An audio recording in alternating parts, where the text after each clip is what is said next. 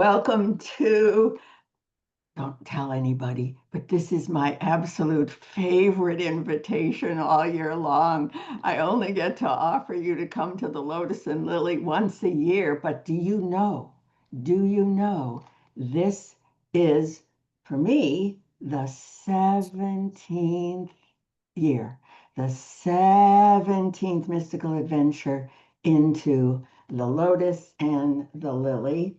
This is my very worn, very beloved personal copy. So, you may have been at all kinds of Lotus and Lilies with me, Janet Connor, prayer artist, mystic witch, fire keeper, creator of Deep Soul Writing, creator of the Lotus and the Lily, all kinds of fun and wonderful things.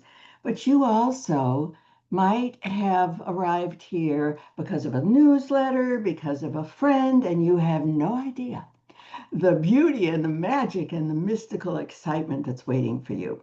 So, whether it's your 17th, and there are a few people looking at you, Jazz, there are people that have made 16 mandalas and will be here for the 17th time. And there are people that are arriving today going, wow, I don't know what happened, but I think I want to do that. Everybody's welcome. You know why? Because even though there's a structure, there is a process, and you can see it on the landing page. You can see that there are 5 gatherings, and these are the things that we will be doing. And yet, it's different, deeper, more exciting every single time. And let me explain why.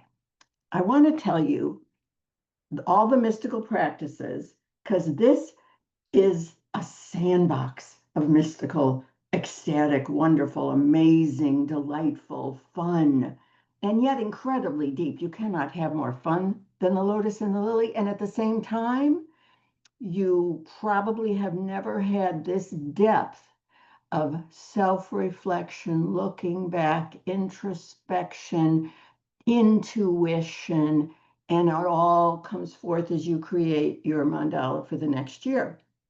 But don't lose the word fun. It is a, what do you call that? Like a conundrum. Like, how can it be so profound and so fun at the same time? And here's why. It's based on these profound mystical practices. And I cannot tell you the answers. I can't even give you a how-to exactly for all of these mystical practices. It's you, your spirit, your soul, your life, your intuition that steps into them, has your own unique experience and insights and wonders and surprises and questions. So here they are in no particular order. You did hear me say I'm Janet Connor, prayer artist, right? There will be prayer, lots and lots of prayer, but it's prayers like you never experienced. I don't care what religious tradition you were raised in or not raised in. This is delicious, delightful, original, living, profound prayer. Number 2, we're going to look back, and I'll talk to you in a second about the power of looking back, on a labyrinth. Do you know what a labyrinth is? Most people are slightly aware. This is the oldest, humanity's oldest spiral mystical image. It comes to us from the Paleolithic. When you put your finger, which is what we're going to be doing together, or your feet, because there's probably a labyrinth somewhere in your town, you are stepping into the womb, the original divine womb of the goddess, and you're in a relationship with everyone that has ever walked or touched a labyrinth. This is what I mean by a mystical practice. So you're being fed in this morphic field of the labyrinth by ancestors and probably descendants holding you, helping you, teaching you. And that's why it's a mystical adventure. Number 3, Tarot. Tarot. Now, there's another old, mystical, magnificent practice that, of course, all of the religions, all the patriarchal religions, especially Christianity, went, you cannot do that. That's of the devil. You know why they said that? Because it's a self awareness, mystical awakening. And much as I love the tarot, I am not the one who's going to be bringing you the guidance and wisdom of the tarot. My co creator, co collaborator, we could even say co conspirator in the theater of the miraculous is my witch sister, Kathy Stevens Pratt. So tell us a little bit about tarot. We have a lot of fun with tarot, don't we? And when we have hard questions, we can turn to the cards and anybody can use them. Anybody who has oracle cards or tarot cards, throw out your book and look at the cards. Yeah. So do you want to do the card now or no? Yes. So Oh, I asked okay. Kathy, because we, in all of our gatherings, we open with prayer, we open with anointing, and if the Dark Mother is willing, we also ask an opening question for each of our 5 gatherings, asking for guidance. What do we need to know right now? How are you holding us and leading us? So I asked Kathy, would you ask your guide, dearest Dark Mother, if she has a little kiss of wisdom as we make the decision to register for the Lotus and the Lily to harvest 2025 and seed 2026. What did she say? Here's our card, which is so beautiful. This is from Phyllis Curot's Witch's Wisdom deck. And the moon is not usually number 4. Here it's number 4. And Janet pointed out right away that that's a foundational number. This work is foundational to my year. And the end of my year, the beginning of my year, it really sets the tone for what 2026 is going to be for me. So this is the call of the wild. Janet said, you might have just appeared here. This is why. Because something inside you, like the wolves have, just gave you a nudge. And that's why you're here. The wolves are pack animals, and this is our theater. This is our family. This is our safe space. This is our community. We go through this together and we talk about it, and we establish these ideas for ourselves in this group, and it makes it so much more powerful. I think that you see how there's water flowing through. That's, I think that this is the, what we're doing is we clear out our things that might be stumbling blocks for us, and so that we can set the stage for a fresh new magic to start. This is about seasons, so I think it's perfect. We do it, and then we let it go. It's about the the wolves. They live outside all the time, in the dark moon and in the new moon, in all the moons. They're not afraid of the shadows. Together, that's part of what we do. Our harvesting is looking at the things that were hard for us this year. And we do our forgiveness piece also. So I think that's what the wolves are talking about here. Um, the the moon, these are our longings, and what's your heart's desire? Where are you putting your attention? How are you taking care of yourself? How are you setting yourself up to get through the next year?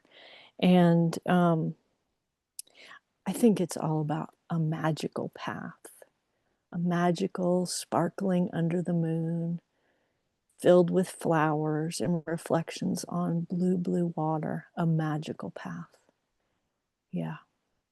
So this is such beautiful demonstration of the fact that Kathy and I are not your teachers. Yeah, sure, I wrote the book. I wrote the book on deep soul writing, all true. But what they are invitations, are practices. And that is such a demonstration of the fact that it'll be Dearest Dark Mother that sets the tone for every one of Yeah. our classes. That's a beauty. I mean, that's just like, there you go. There's your invitation. Maybe I should stop the recording right now because there you go. And there we are in the theater of the miraculous. You know what else I noticed about that card when you pointed out that the water is flowing and carrying away the dross? This year, forgiveness is a huge thing in the Lotus and the Lily. Everybody always says that week of forgiveness is the single most dramatic, magnificent healing week of the entire year. And every year we play with, well, we could do this meditation and we could do this prayer. And the book has got like 7 exercises. And then I always come up with new ones. This year, I've invited our beloved friend Emma Kupu Mitchell, who is our shamanic astrologer, depth numerologist, but also yoga nidra. She is certified and trained by the yoga nidra guy. And I asked her, hey, if we're going to be looking back at 9 years, yes, we're going to look back at the 11 months that we've lived through of 2025 in a very detailed, intense way in order to identify what to keep. What do we want to hang on to into next year? And what do we want to say, thank you very much, letting you go now? But this year, in addition to intensely looking at 2025, this is the very first Lotus and Lily in which we get to look back at 9 years, because 2025, the year we're harvesting, is a 9, 2 plus 2 plus 5. So we're not just going to look back at this 9 year. In order to seed a 1 year, 2026 adds up to a 10, which reduces to a 1. We are going to take the time to look back all the way to 2017, the last time we had a 1 year. Even before you start the process, just think for a millisecond about everything that has happened from 2017 to 2025. It's wild. It's wild in our personal lives. It's wild in the world's lives. It's wild. There is so much there. And we take the time to look back, because I promise you, even if you're thinking, that's okay, it was bad enough to live through it, I don't want to look. When you pick up the rocks, there are gifts in there. There are dots that get connected. There are stories waiting to be heard. There is incredible beauty. And we have all kinds of wonderful processes and journeys, because you don't have to do this from an intellectual standpoint. And it will become clear as you look back at this full 9 year cycle. Now, even though I wrote the book, I created my first mandala in 2010. This will be my 17th. This is the first time. This is the first time that even I have had the opportunity to look back at 9 years. So I'm ecstatic, because we are all together seeding a 1 year. That means we're actually, talk about the perfection of a 4 foundation. This is the foundation of the next 9 years. This is a gorgeous fullness. And Emma will be with us to teach us the numerology of the 1, the 2, the 3, the 4, the 5, the 6, the 7, the 8, and the 9. She is creating all kinds of support materials on our resource page to help us. Now, one of the great gifts is that Kathy takes us on journeys. Sometimes the journey is on a labyrinth, sometimes the journey isn't. And so in a journey, you completely bypass your conscious mind. And isn't that the entire point of deep soul writing? We're exiting conscious mind. That's the point of getting on a labyrinth. You exit conscious mind. That's the point of tarot. You exit conscious mind. You can't control any of this from here. And so Kathy is our experiential guide, and wondrous things will happen as we follow her voice, and she creates the journey based on following her wise voices. Is there anything fun that we should know about journeys? Well, I would say that they're, I don't create them. I don't think them up. They come through my deep soul writing, and they're like a magic carpet. You can accomplish a lot when you've engaged your creative mind and asked your logical thinking mind just to have a break for a few minutes. And you know, we're throwing a lot of details at you, but all of these things together, it's not like this to-do list that goes on forever. It all sort of glides together, and it's really fun. And the journey piece, we you can solve so many problems just by letting your imagination step up, and your higher guidance takes care, wants to take care of this for us. We are divinely held, and that's what happens in the journeys. Yeah. They're magical. The other thing I wanted to toss out, every year as I prepare to do this again, I revisit what are the principles? What are the foundation? Those are the mystical practices. Now, what's the underlying philosophy or mystical truths?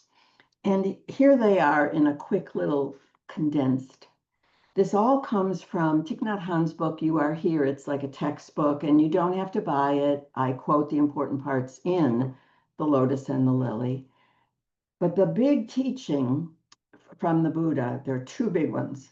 The first one is this is because that is. So this life you're living is because it is fed by the 9 years that led up to today, which is why this looking back is so profound. You can't just say, well, this is what I want in 2026 without considering that the life you're living right now, with its joys and its sorrows and its frustrations, whatever, is because of all the lives you've lived till now.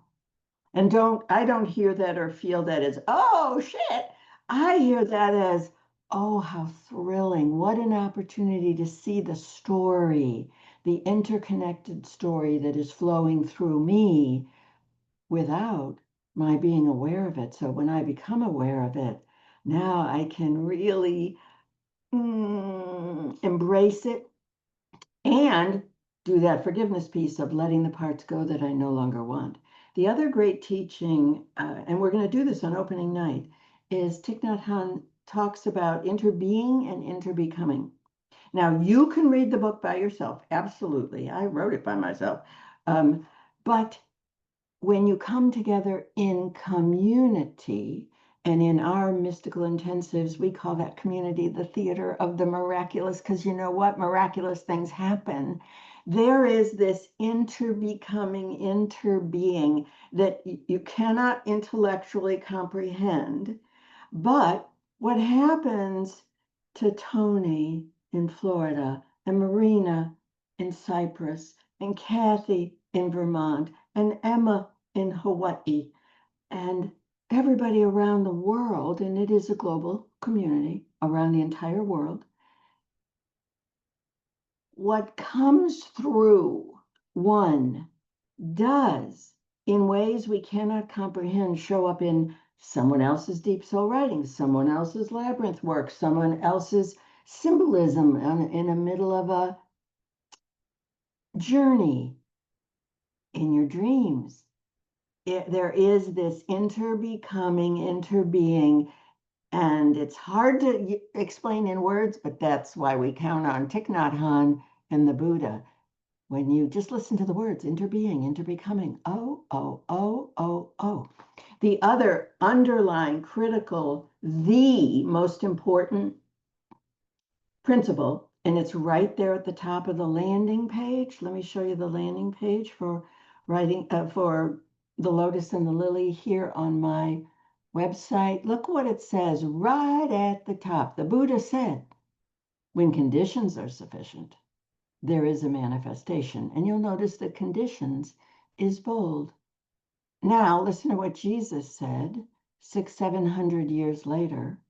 When we pursue a right relationship with the universal one and allow that relationship to realign our lives, what happens? We produce a condition of receptivity. When I saw that these two greatest mystical teachers, probably of all time, used exactly the same words to describe how to have a beautiful life,